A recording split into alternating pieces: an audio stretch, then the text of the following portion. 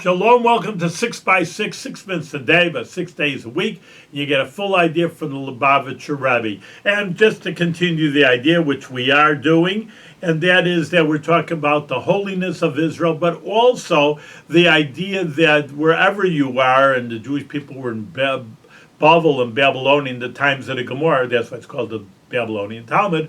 Therefore, our job is to make it holy. And they did make it holy because they were learning, and there were so many yeshivas, rabbinical studies and Torah studies. Thousands upon thousands of people, again, were learning Torah, and they made Babylonia holy. And a little bit, now we have a little bit of on our answer. We says, all right, you shouldn't leave Israel. Well, it's a holy place.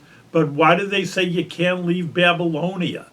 So what's so special about Babylonia? Well, now we know why it is special to leave what Babylonia is all about. Because it had so much Torah learning, and so much Kedusha, so much holiness there, that that's the place to be. Why are you leaving such a place like that?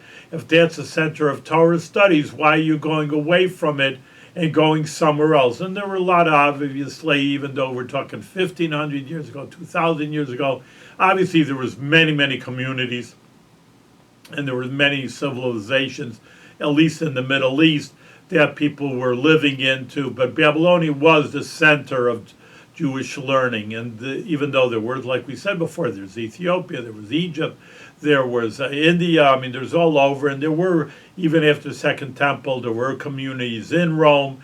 So there were all over the place, but on the other Jewish people, but that was the center of learning. That's why a person was told, and that's our explanation why you shouldn't leave Babylonia and Iraq, whatever those times was Babylonia. Now there's another thing there about the land, how the land has an effect on a person. Very interesting idea. Say, well, it's a bunch of dirt in America, dirt in Russia. I mean, a land is a land, all right, different government, but what's the land have to affect people? And it does, according to Torah. It's very interesting, very deep idea, really. And that is that's why you can't live in Egypt. You left Egypt, of course everybody knows the Passover story. You left in Exodus and got out of Egypt, and don't go back and live there anymore. Why not? What's so bad about Egypt? What if it's a different government? They're not going to bother the Jews. So he says, well, it's mekulkal. It means that it's a destructive kind of land. Well, what's wrong with the land?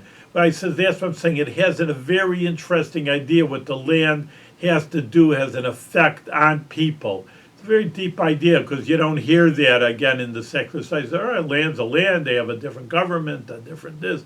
They make different things, different crops, whatever. But in any case, that's like an effect on people, the way the land is. And Egypt is a place where is mekulkal, like we says, it really harms a person by living there.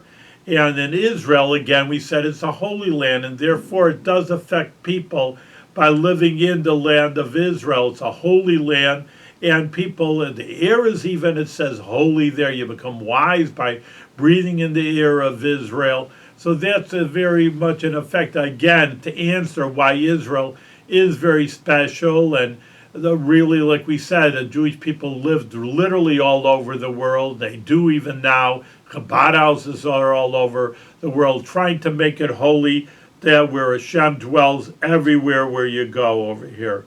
Now, the trouble is that another problem is many Jewish people, many rabbis left Babylonia, if you read the Talmud, and they went to go to Israel, because we just said it's a holy land, and the air is holy, and to learn better.